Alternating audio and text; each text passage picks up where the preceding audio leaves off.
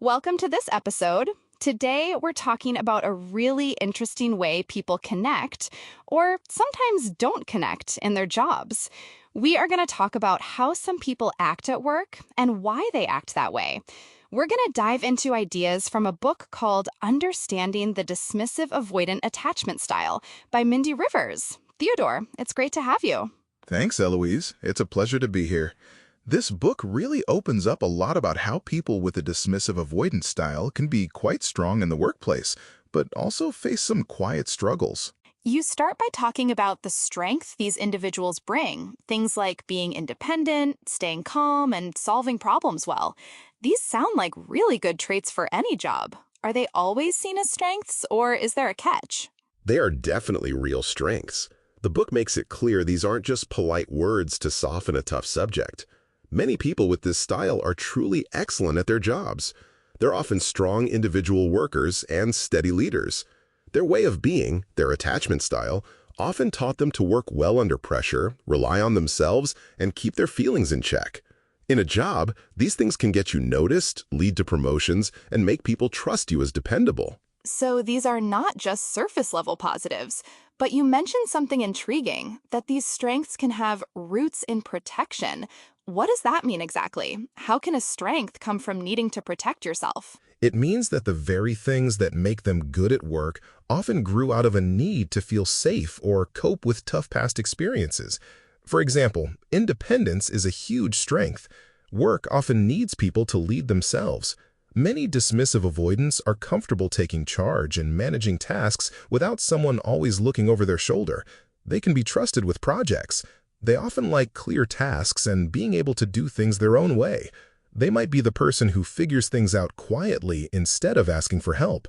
They are valuable when reliability matters. I can see how that's valuable. It sounds like they're the people who just get things done. But you're saying this ability to be independent, to just figure it out, might actually come from a place where they learned they couldn't rely on others? That's it. This independence can also help them stay calm when everyone else is stressed because they don't easily get caught up in group anxiety. Then there's composure. They often know how to keep their feelings from showing in public. During tight deadlines, big problems, or tense meetings, they might stay steady. They don't panic or react dramatically. This brings a sense of calm to others, making people feel safer because they seem so grounded. In high-pressure jobs, this composure is a big advantage. So they're the rock when things get shaky. That's a powerful image. And problem-solving is another key strength you mentioned. Yes, it's very natural for them. If you learn to handle things alone, you probably got good at thinking through problems fast. They tend to be practical, focusing on what can be done. They can separate feelings from actions and just move toward solutions. This makes them very effective at work. They might be the ones who cut through confusion and make a plan, staying focused on results when others get stuck in their feelings. It paints a picture of someone very capable, someone you'd want on your team, especially in a crisis. The book gives an example of a problem arising and the team gets stressed, but the dismissive avoidant person stays calm, asks clear questions, and makes a step-by-step plan. So their coping style actually becomes an asset. Exactly. They bring structure, which is very comforting in chaos. Their colleagues appreciate this steadiness, and the person feels valued and competent. These traits also support leadership. A calm leader can stop things from getting worse. An independent leader can make decisions and take responsibility. A strong problem solver can guide a team through tough spots. Many avoidant leaders are respected for being calm, decisive, and efficient.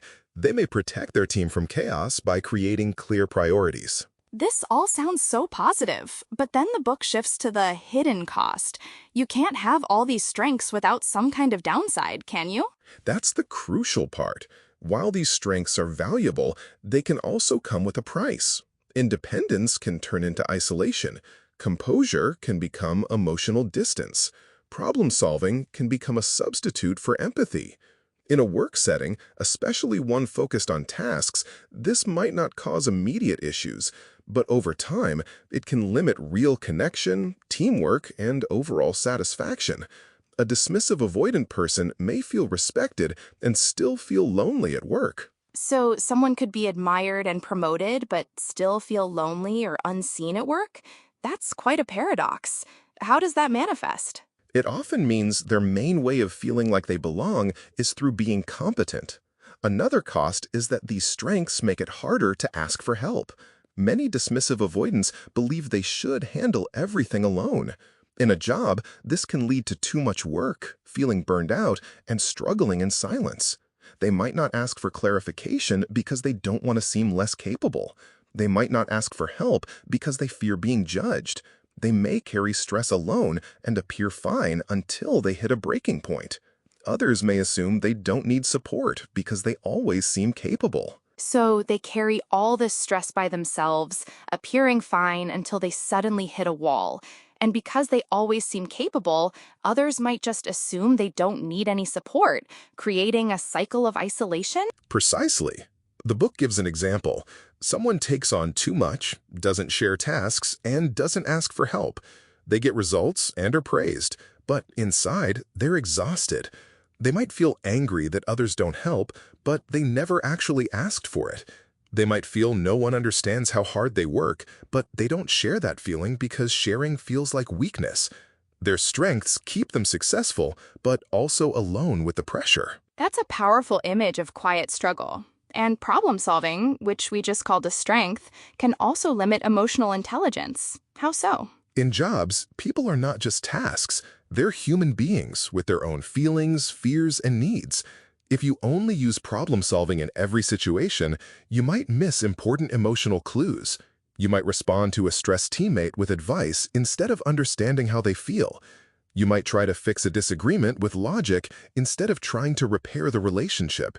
You might expect everyone to be logical and get frustrated when they're emotional. So your strength becomes less useful when the problem isn't about facts, but about how people are relating to each other. What's the goal then? To stop being independent or calm? Not at all. The goal isn't to stop being independent, composed, or focused on solutions. It's to keep these strengths and also learn to be more flexible. You can still be independent, but learn to ask for support when it makes sense. You can stay calm, but still notice and acknowledge other people's feelings. You can still be a problem solver, but offer understanding before jumping to solutions. These changes don't mean becoming a different person. They mean expanding your range. It's about expanding your range, not changing who you are.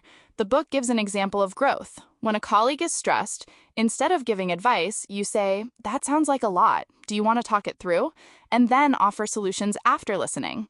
That simple act adds warmth without making you overshare. Exactly.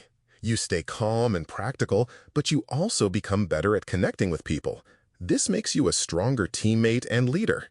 These strengths of independence, composure, and problem solving often helped avoidants cope in early life where emotional support might have been lacking.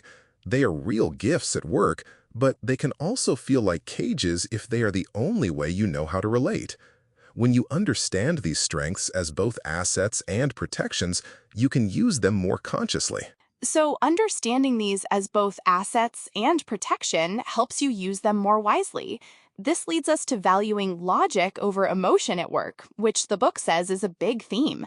Why does work feel like a place where logic is safe and emotion is risky for many people with this style? For many, work becomes a place where they can breathe. The rules are much clearer than in close personal relationships. The goals are easy to see and steps are easy to measure. When you do well, you can point to what you did and why it worked. That can feel like a huge relief if you grew up learning that feelings were complicated or inconvenient or not welcome. At work, logic becomes more than just a skill. It becomes a shelter, a way to stay steady and respected. So it's a way to stay steady, respected, and keep your inner self protected. But logic itself isn't the problem, right? Many avoidant people are excellent thinkers. Not at all. They often see patterns quickly and stay calm in a crisis. They can tell what's important from what's just noise. This steadiness can save a team. The trouble starts when relying on logic becomes the only way to be, especially when the real issue isn't about the task, but about the people doing the task. So even if they're focused on logic, emotions still exist at work. Stress, pride, worry, hope.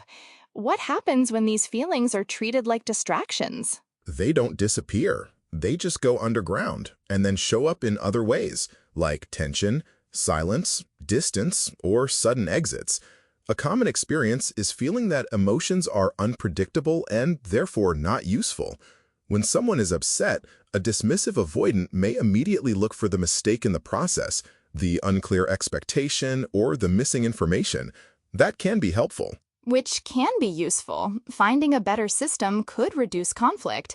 But the upset person isn't just upset about a process failing, are they? No, they're also upset because they feel unheard or disrespected or left alone with pressure. If the avoidant person only offers a solution, the other person might feel brushed aside. From the avoidant person's side, it feels unfair because they're trying to fix the problem, but from the other side, it feels lonely because the human part of the moment was skipped. This sounds like a cycle. The avoidant person tries to keep things clean and efficient, and when emotion comes up, they might become more closed off. Their words get shorter, their voice flatter, using neutral words that feel cold. And then the person on the other side may raise their emotion to be taken seriously. Yes, and that increase in emotion confirms the avoidant person's belief that feelings make things worse, so they pull back even more, and the gap widens even if both people want the same good outcome. This often shows up in feedback conversations. How so? When a manager gives feedback, it's often about performance, not feelings. A manager might express disappointment about a missed deadline or concern about a team issue. The avoidant employee might quickly focus on the factual part, offering explanations, context, and corrective steps. On paper, this looks mature, but the manager might still feel something is missing if the employee never acknowledges the emotional impact. The manager might need a simple sign that the employee understands how it affected trust or stress. Without that sign, the manager might think the employee doesn't care, even if they do, but just don't know how to show it safely.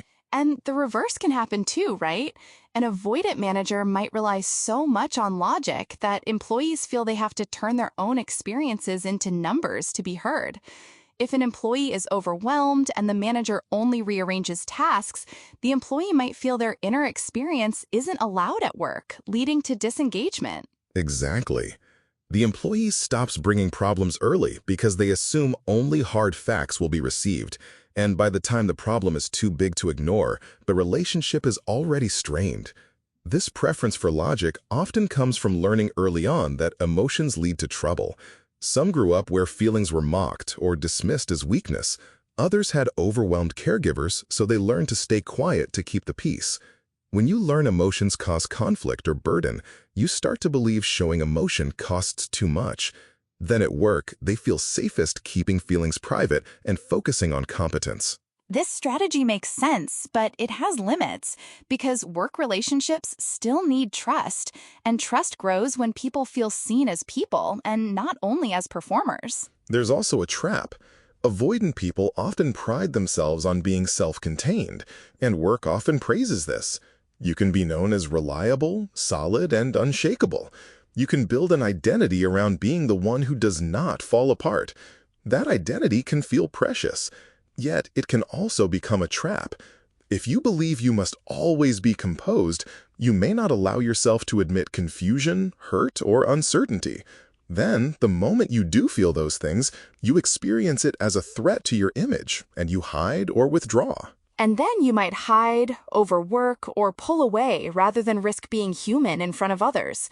It sounds like work cultures can make this worse, rewarding emotional distance. They can.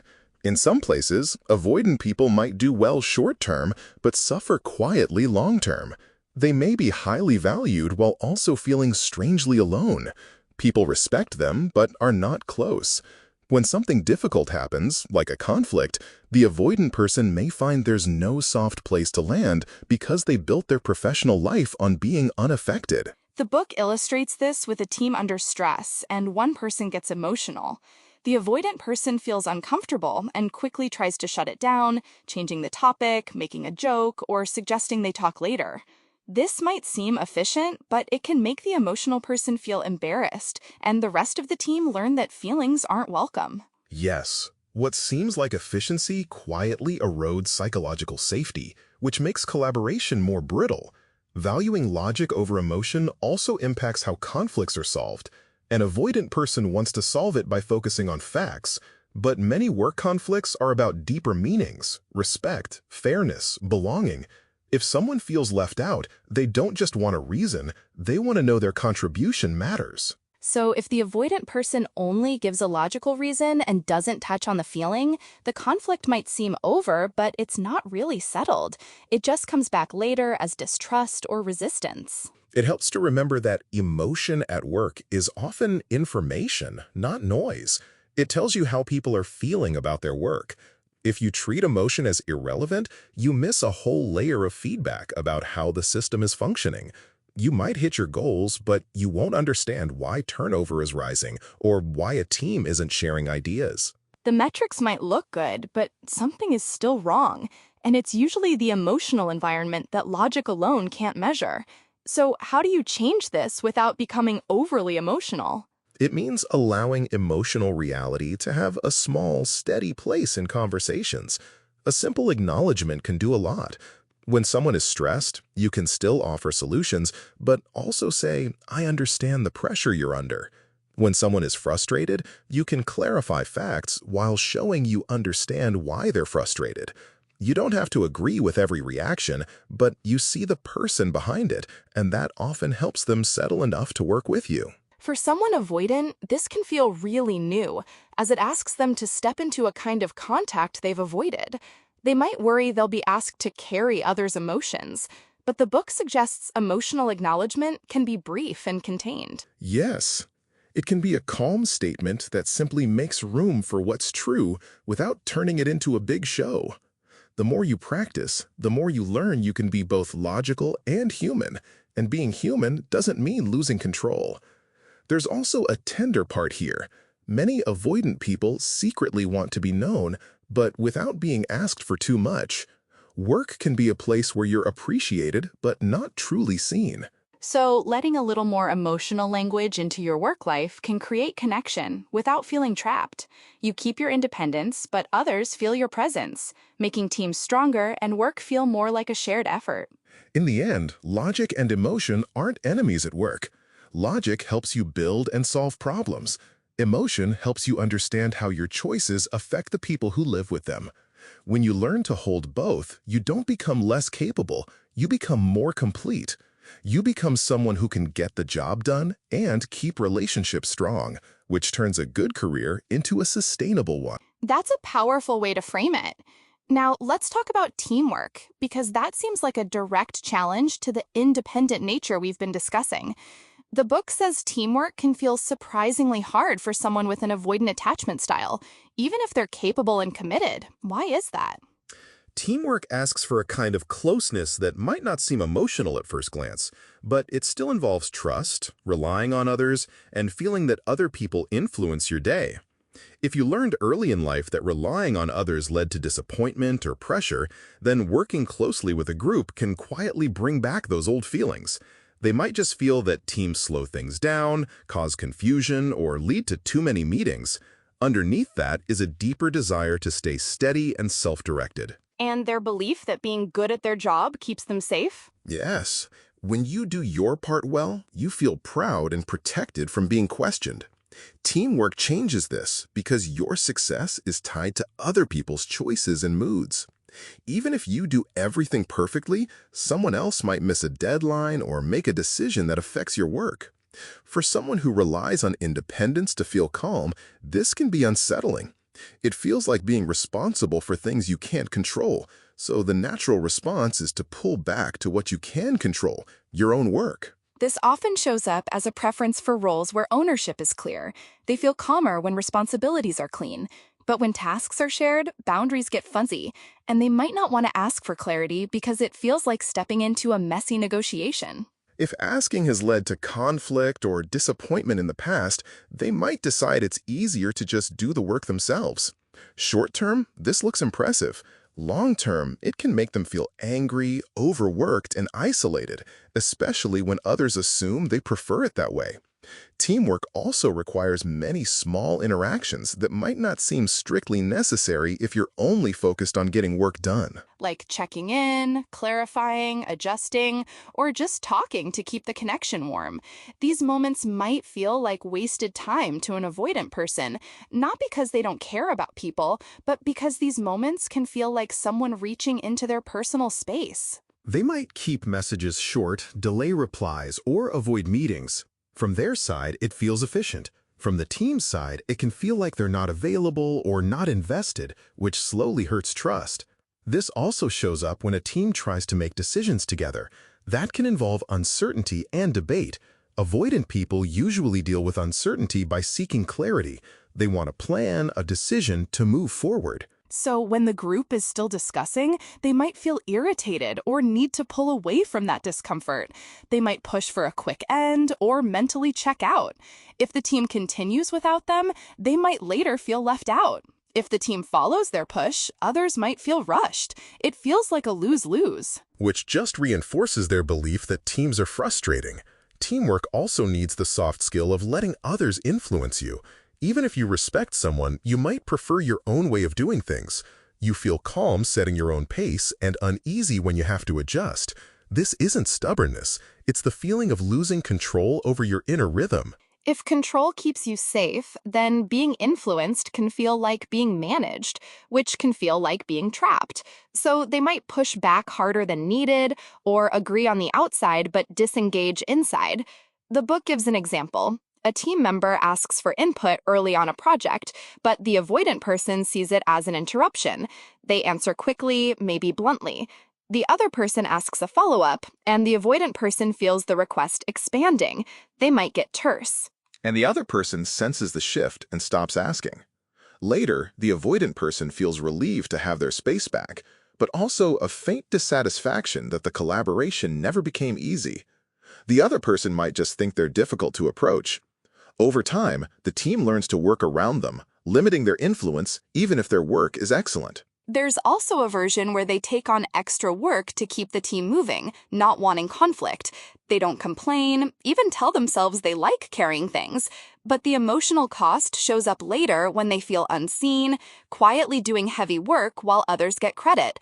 Instead of addressing it, they might pull away or do the minimum. Another challenge is emotional repair. People misunderstand each other, say sharp things, feel dismissed. Avoidant people often prefer to act as if nothing happened, wanting to move forward without revisiting the discomfort. If the other person needs acknowledgement, the conflict can linger or escalate later, and the avoidant person feels blindsided. Because in their mind, the issue was already done. This is hard for avoidant people because emotional talks feel like they have no clear end. And the unspoken rules of team closeness, like bonding through personal sharing or humor, can feel forced or unsafe if you prefer privacy. They worry that sharing personal things will lead to more expectations or being seen differently. So they keep things professional, participate in work, but skip the warmth. The team then sees them as distant, doesn't invite them into informal talks, and they feel even more separate, confirming their belief that closeness at work isn't worth it. The cost isn't just social, it affects opportunities. Many workplaces reward people who build connections and collaborate smoothly. Avoidant people can be overlooked not because they lack talent, but because others don't feel connected to them. They might think their work should speak for itself, but in reality, trust often determines who gets big projects. Trust grows through consistent contact, and that can feel draining if you're always bracing against closeness. Moving past this doesn't mean changing your personality. It means having a gentler relationship with dependence, both giving and receiving. Teamwork gets easier when you let small connections happen without treating them as endless obligations. It starts by noticing when you feel your space threatened and choosing a response that protects your boundaries without disappearing. So you can answer a question with warmth, but still be brief. You can ask for clarity without sounding annoyed. You can set limits beforehand. This teaches your mind that collaboration doesn't mean losing yourself. The most healing part is realizing you can be close in a practical way without giving up your independence. Working well with others can be a form of respect, not surrender. When people see you as steady and reachable, you build a safety that doesn't depend on being alone. You still get to be private and self-directed, but you also get to be part of something without feeling trapped by it. And that balance makes work feel productive and quietly supportive. That's a good lead-in to how avoidant people struggle with feedback and criticism. Feedback is a normal part of growth in most workplaces, but for someone with an avoidant style, it can feel like a threat to safety, not an invitation to improve. Why is that? Many avoidant people have a complicated relationship with being judged. They might have learned early that praise was conditional and approval could be taken away, or that mistakes led to harsh reactions or needing help invited ridicule. In those environments, the safest thing to do was to seem capable and not need anything. Over time, being good at your job becomes more than a skill. It becomes a shield. So when feedback comes, it feels like someone is trying to lift that shield, trying to see what's behind it. Even gentle feedback can cause a sudden inner alarm because it threatens the one thing that has made them feel safe, the belief that they can handle things on their own. This often creates a specific inner experience. On the outside, they might look calm. They might nod and say they understand, but inside, they might feel heat, tightness, or sudden blankness. Their mind might race, looking for reasons, context, or ways to prove the feedback wrong. This isn't necessarily arrogance. It's often self-protection. If criticism once meant danger, their mind will try to disprove it because disproving it feels like returning to safety. The book gives an example. A manager says their communication style is too brief. They might immediately think of all the times they were efficient. They might feel angry or want to argue that people are too sensitive. Underneath that reaction is often a deeper fear that they're being judged as a person, not just given guidance on a skill. If they survived by being low maintenance and competent, being told their style affects others can feel like being told their way of existing is wrong. Avoidant people also struggle with the confusing emotional side of feedback.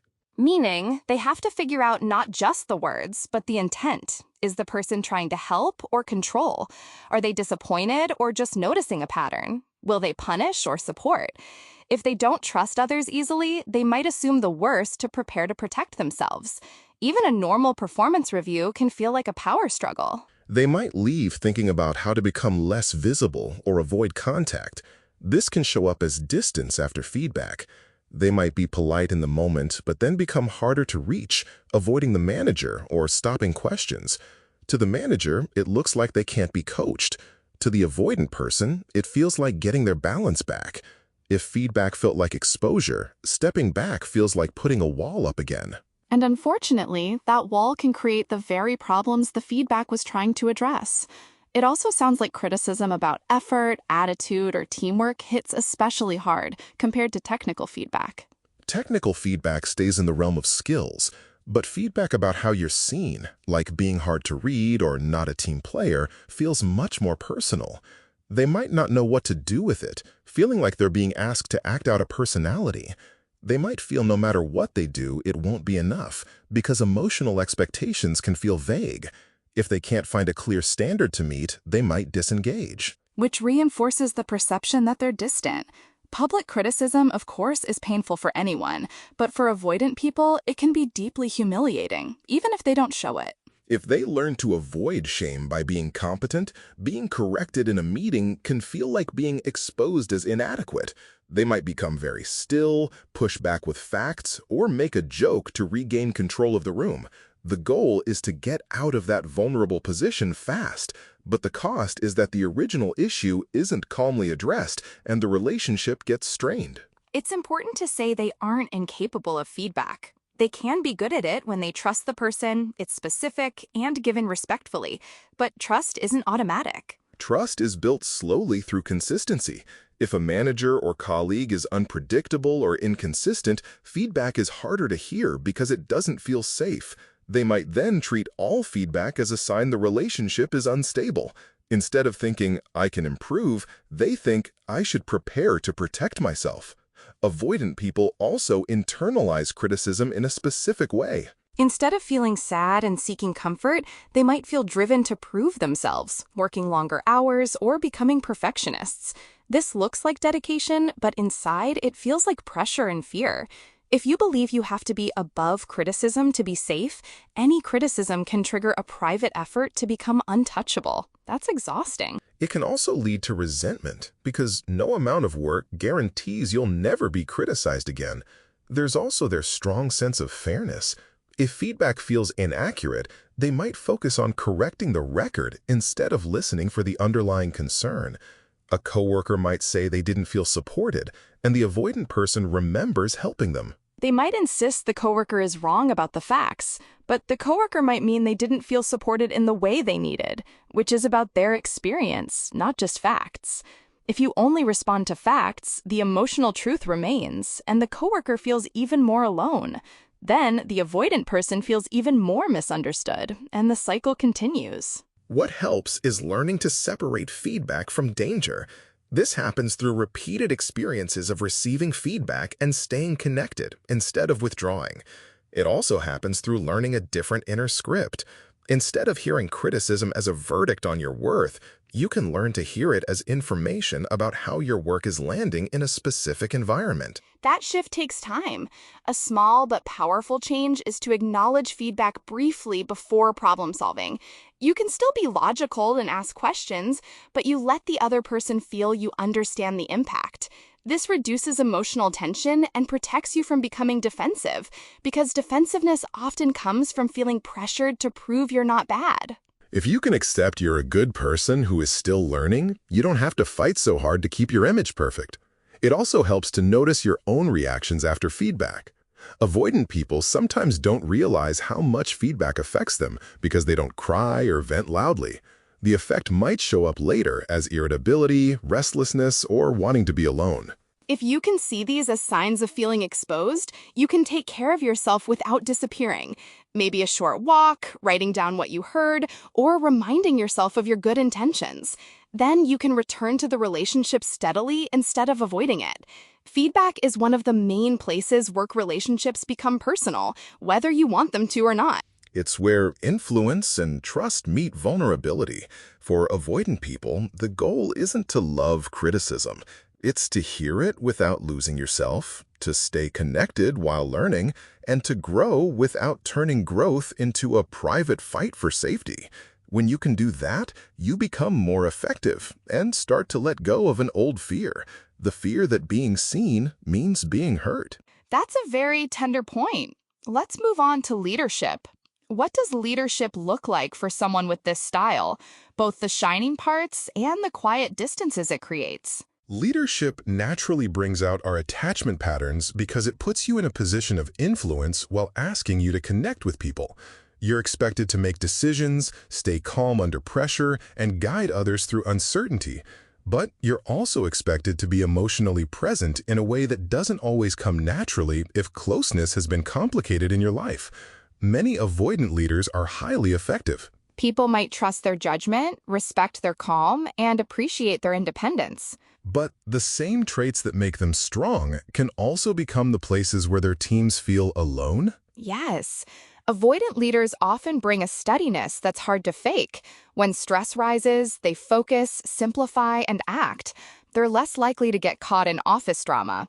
They can look at a problem and separate what matters from what's noise, which helps a team move forward in chaos.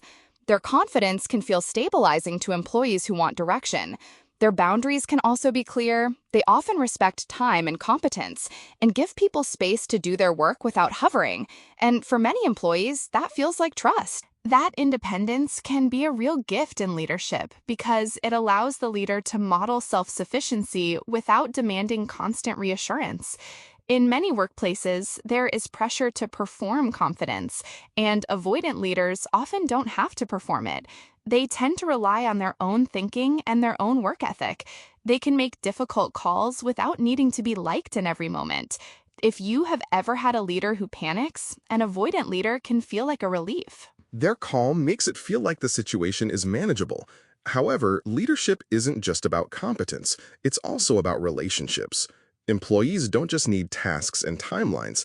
They need to know where they stand, what their leader values, and feel their effort is seen. When that emotional side is missing, people often get anxious, even if the leader is fair and smart. Avoidant leaders might underestimate how much this matters. For them, respect is often shown through giving autonomy. So if you give someone space, you might think you're being kind, but the person receiving that space might feel abandoned if they were hoping for guidance or warmth.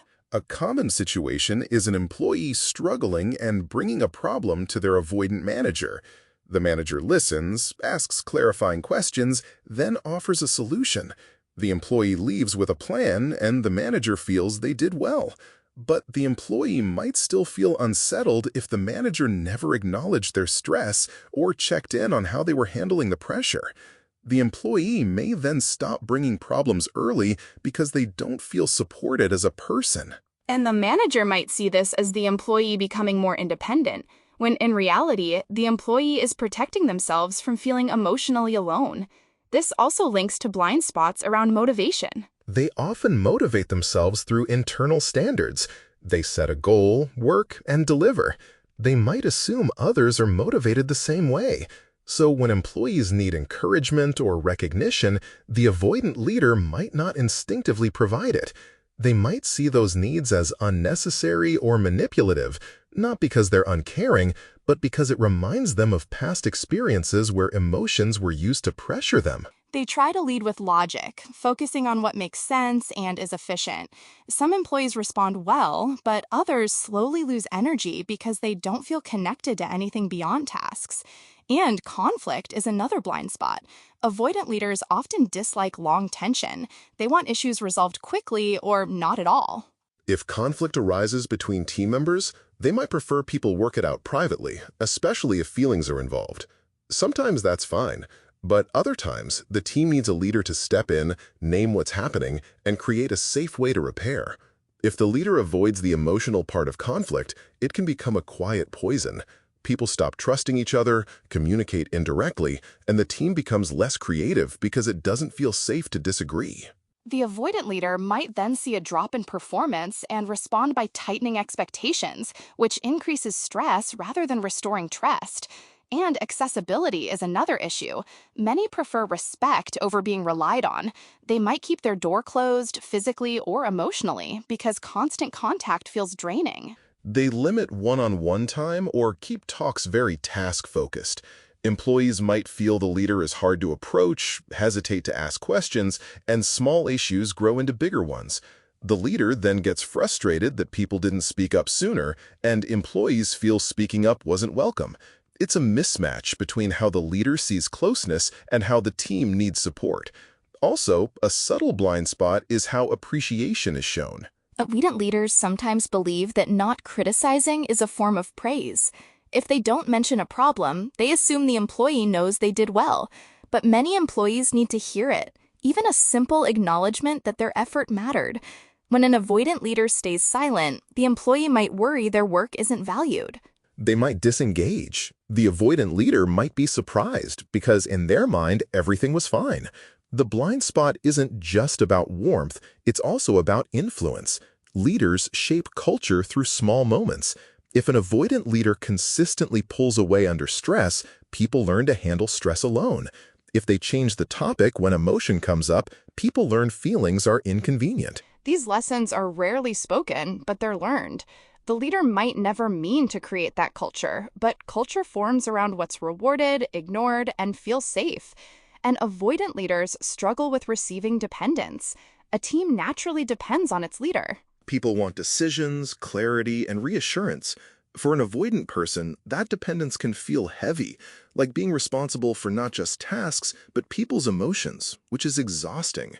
When that feeling grows, the leader might become more distant or controlling. Distance reduces demand. Control reduces uncertainty. Both harm the relationship. Distance makes people feel alone. Control makes them feel small. The leader then feels even more burdened because the team becomes less capable. This shows up during big changes, like layoffs. Employees look to leaders for a human response.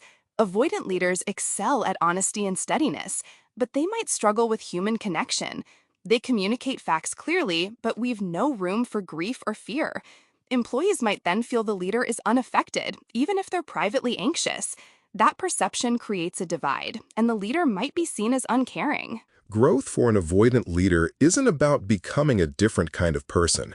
It's about widening their ability to tolerate connection. It's about learning you can be firm and warm at the same time. Many fear warmth will lead to neediness, but warmth can create security, which often reduces drama. When employees trust you see them, they often need less from you, not more. They can take feedback better, manage conflict more directly, and recover from stress.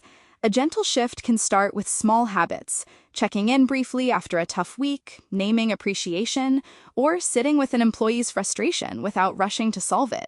You're not taking on their feelings. You're just letting them be human in your presence. That's often what people want most. The strength of avoidant leadership is clarity and steadiness. The blind spot is assuming people should be able to stand on their own the way you learn to. When you recognize that difference, you can lead with your best style while softening the edges that create distance. You can stay independent without being unreachable, logical without being cold, strong without being alone. This leadership doesn't ask you to abandon who you are, but to bring more of your humanity into the role. So people around you feel your steadiness and your care at the same time. Now, workaholism. The book frames it as emotional avoidance. How does work become more than a job, but a place to put feelings that are hard to hold elsewhere? Many people work hard for good reasons: money, craft, pride. For an avoidant person, those reasons can be true, but something else is also happening. Work can become the safest place to direct energy because it has structure, rewards effort, and asks for a focus that can quiet the inner noise of relationship stress. When work acts like a shelter, it can slowly become workaholism, not as a character flaw, but as a way to stay emotionally protected. So staying busy is a way to stay out of trouble. If home felt tense, then a task could feel like relief. Tasks give purpose, a reason to leave a room, end a conversation, or turn attention away from feelings. This becomes a habit so natural you don't see it as avoidance. You just see it as being responsible. And you might even be praised for it. People admire the one who is always working. This praise reinforces the pattern until it's hard to tell where ambition ends and emotional escape begins. Workaholism often grows when relationships feel uncertain. If a partner wants more closeness or family life is stressful, work becomes an easy place to go because it asks less of your heart. The demands are real but familiar. Emotional closeness can feel like a place where you might be judged or needed too much. Work feels safer because expectations are clearer. You know how to succeed, what to do next. Even when work is stressful, it can feel less threatening than a conversation about feelings. This shows up in small choices: staying late even when you could go home, checking emails in bed, taking on more projects because it feels easier than saying no. You might tell yourself it's for the team or your future, which might be partly true. But if you look closely, you might notice you work hardest when your inner life feels most unsettled. Like coming home and a partner wants to talk about something. You feel the familiar tightening inside, fearing an intense conversation. Instead of engaging, you say you have to finish something for work, open your laptop, answer emails that could wait. You feel relief from escaping the emotional space. Then guilt. But guilt can be easier to carry than vulnerability. So the pattern repeats. Work becomes the reliable exit. Workaholism also happens when single. Then it might be about avoiding loneliness or the desire for connection.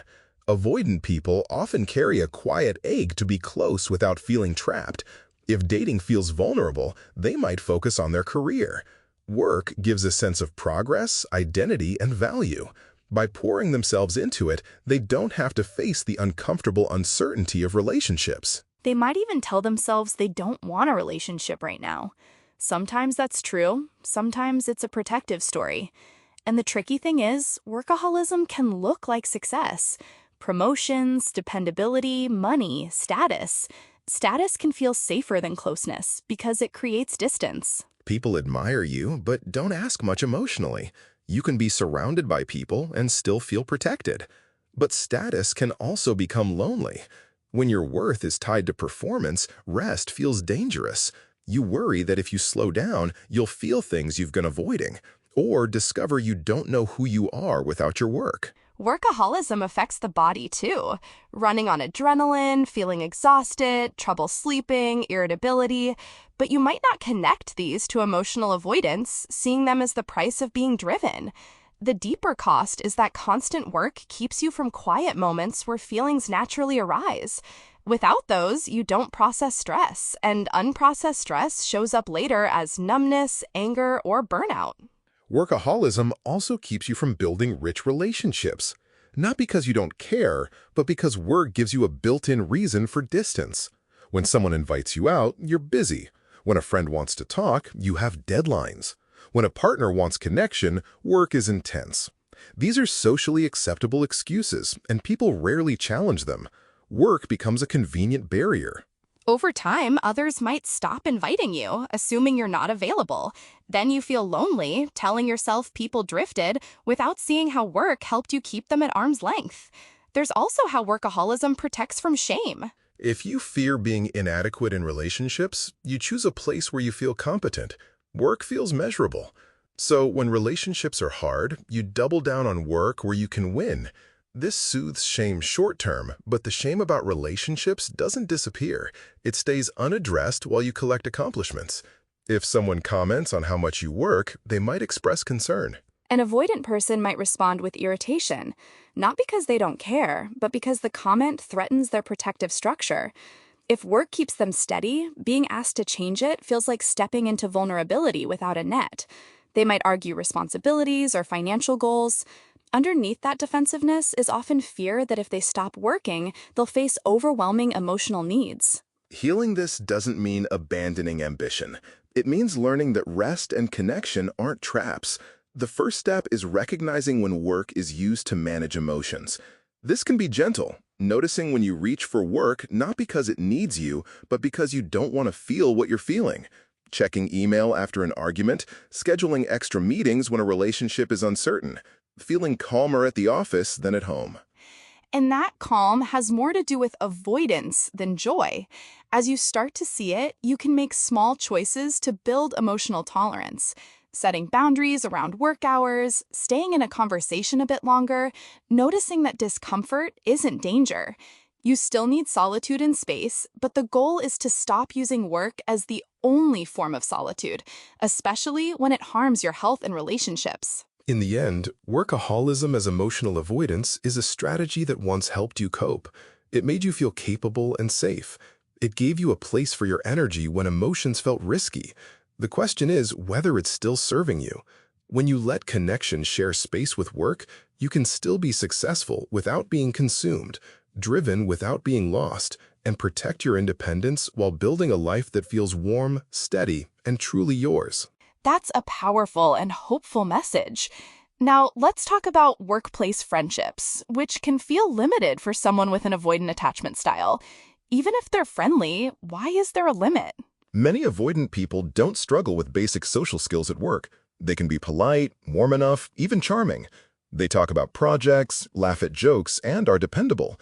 The limit isn't that they can't connect.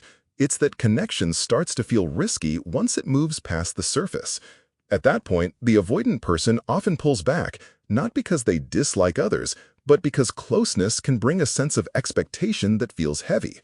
Work relationships can stay professional, protecting peace, but quietly creating loneliness. Workplace friendships are unique because they're in between personal and professional. You share time, pressure, and problems. You see strengths and weaknesses, even depend on each other. But there's also politics, evaluations, and competition. For an avoidant person, this mix makes trust complicated. You might like someone, but still wonder if they're safe. You might like them, but hesitate to share anything personal. If you grew up learning that closeness could be used against you, workplace closeness feels especially risky because your reputation and livelihood are at stake. Many cope by keeping relationships in a very controlled zone. They talk about work, neutral topics. They show kindness through actions, like helping fix a problem or sharing information. These build respect, but not always the warmth of friendship. To the avoidant person, it might feel fine. To others, it can feel like there's a wall. People might describe them as nice but hard to know, and stop trying to get close. So the avoidant person gets the space they think they prefer, but also loses the chance for real connection. A common situation. A coworker invites you to lunch. It's pleasant. You talk work and light personal details. The coworker invites you again, and this time shares something more personal. You feel a quick tightening inside. You might not know what to say, worry they'll expect you to share, or that you'll be pulled into emotional caretaking. You respond briefly, shift back to work. After that, you decline future lunch invites, not because the person did anything wrong, but because the closeness started to grow, and that growth can feel like a loss of control. Avoidant people often assume that closeness means constant access. They might fear that if they become friends with a coworker, they'll have to talk every day, share feelings, and be available. Even if that fear isn't realistic, it shapes behavior. So they keep things friendly but distant, avoiding sharing personal struggles or what they care about. They might not even name those feelings to themselves. The result is coworkers see them as stable and self-sufficient, which is true, but they don't see the softer parts that create friendship. Another reason friendships are limited is that avoidant people often prefer predictable roles. At work, you're in a role: manager, analyst, designer. Those roles come with scripts, and scripts feel safe. Friendship adds a layer where the script is less clear. People might expect you to be the same person after hours. But if you're the calm one at work, you might be tired of being calm. If you're responsible, you might want to be off duty. Friendship blurs that boundary, and blurring feels threatening because it raises questions about what's being asked of you.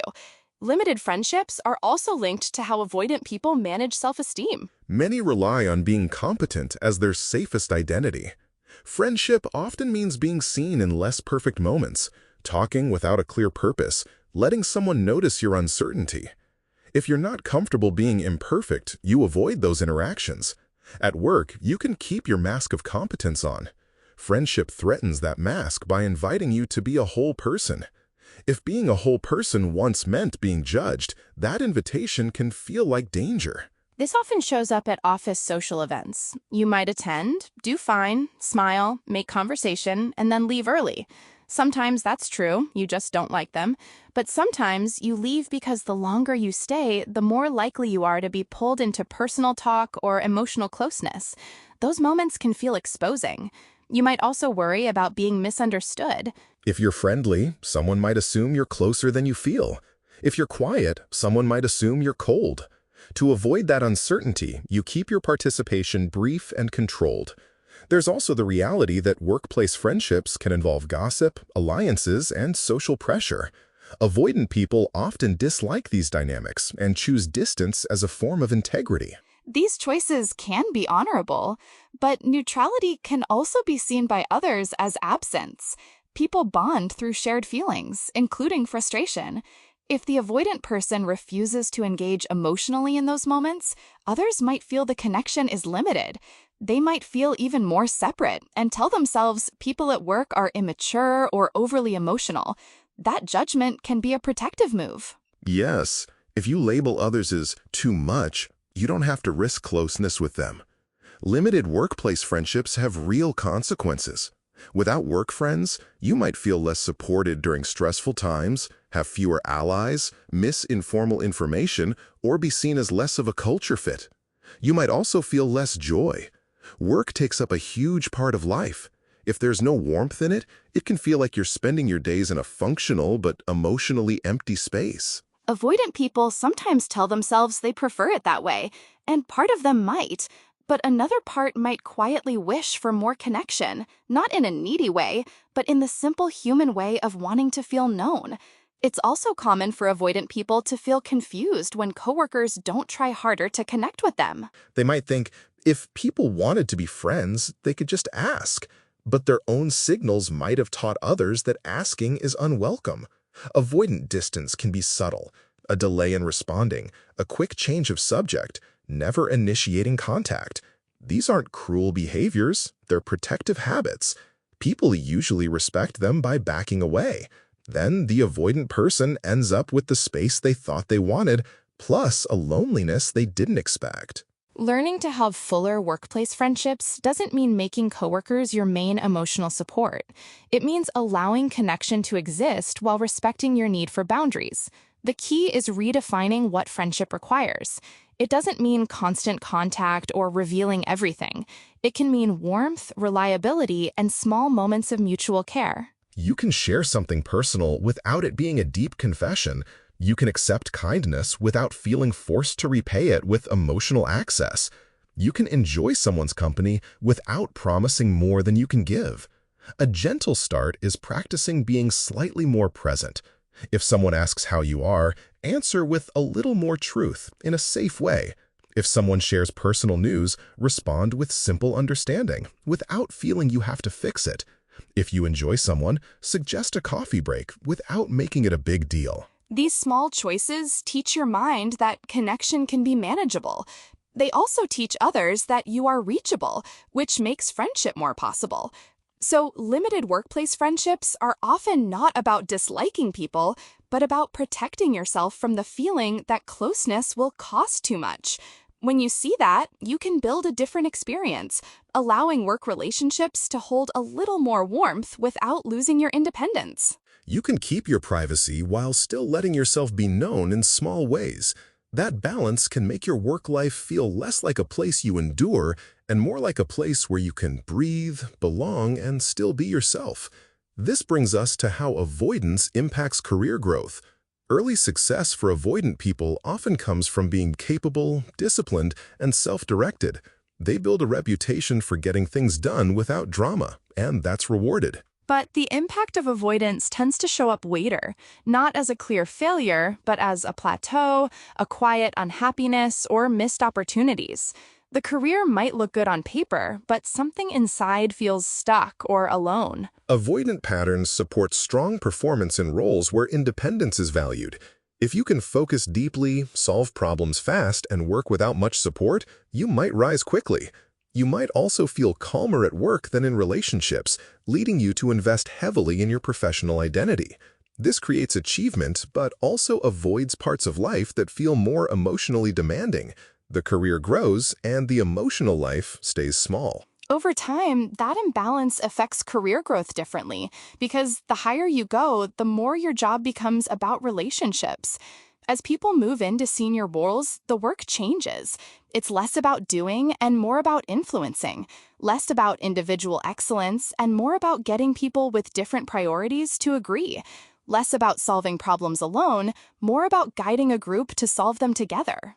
Avoidant people can find this shift frustrating. They might feel the organization is becoming political or that meetings are replacing real work. They might miss the clarity of tasks they can own. This longing makes sense, but it can stop them from building the relational skills that higher-level roles need. So career growth can slow down exactly when connection and influence matter most. One way avoidance impacts growth is through visibility.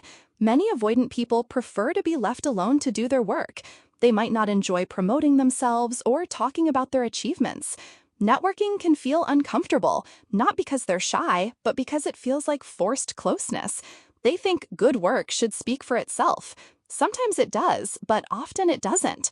Many opportunities come through relationships, which need a level of presence avoidant people might not prioritize. Over time, they might watch others advance, and it feels confusing because their skills are strong. The missing piece often isn't talent, it's visibility and the trust that comes from connection. Avoidance also impacts growth through feedback patterns. If criticism makes them pull away, get defensive, or overwork, managers might hesitate to invest in them.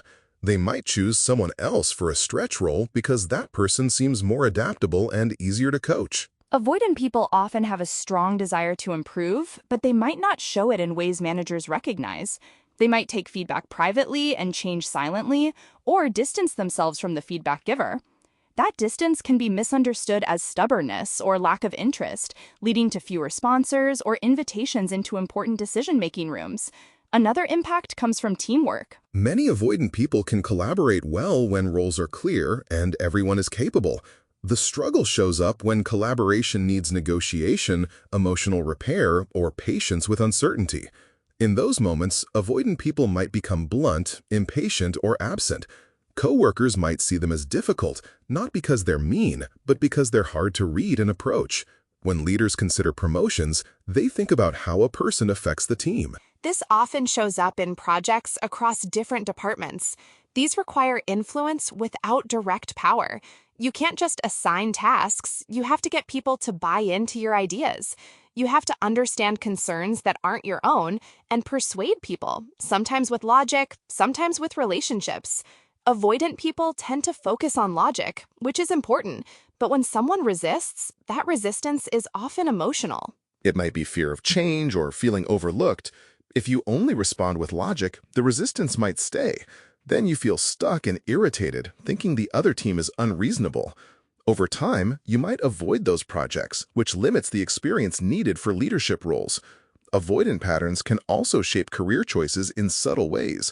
Many choose roles that minimize relying on others. They might stick to individual contributor paths, even with leadership potential, because managing people feels emotionally demanding.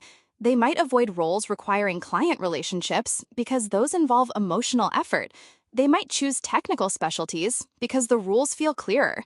None of these choices are wrong. They can lead to fulfilling careers, but the limitation appears when the choice is driven by fear, not preference, because fear tends to narrow life. You might say no to roles you actually want because you can't tolerate the relational exposure.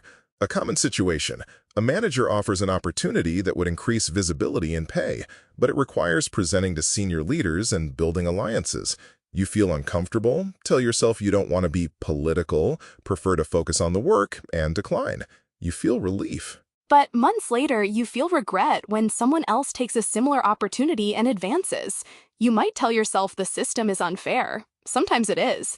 But part of what happened is that the opportunity required relational risk, and avoidance made that risk feel larger than the reward.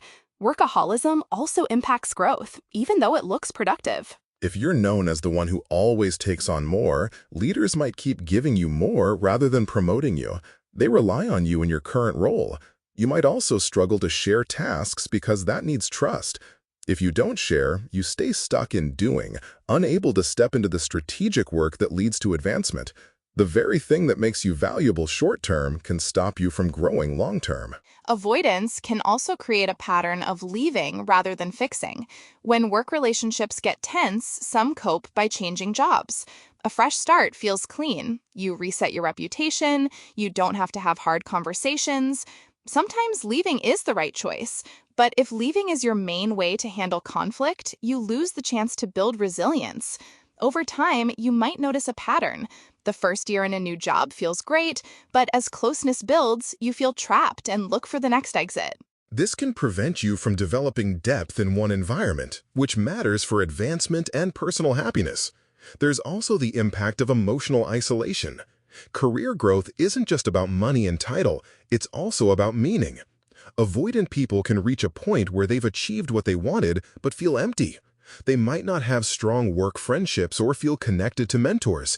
They might feel relieved and exhausted. If work has been a refuge from emotions, success might not bring the fulfillment they expected, because fulfillment often comes through connection, shared effort, and being seen. Changing these patterns doesn't mean forcing yourself to be outgoing. It means building comfort with relational skills that support influence. It means learning that being known isn't the same as being controlled. It means letting a few people see you beyond your output. It means practicing small moments of repair when tension happens instead of pretending it never did.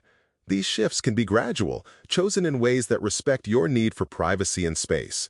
Career growth for an avoidant person often improves when they learn to treat relationships as part of the work, not a distraction. When you build trust, people bring you opportunities. When you stay reachable, people want to collaborate. When you can receive feedback without pulling away, leaders invest in you. When you can influence with warmth as well as logic, resistance softens.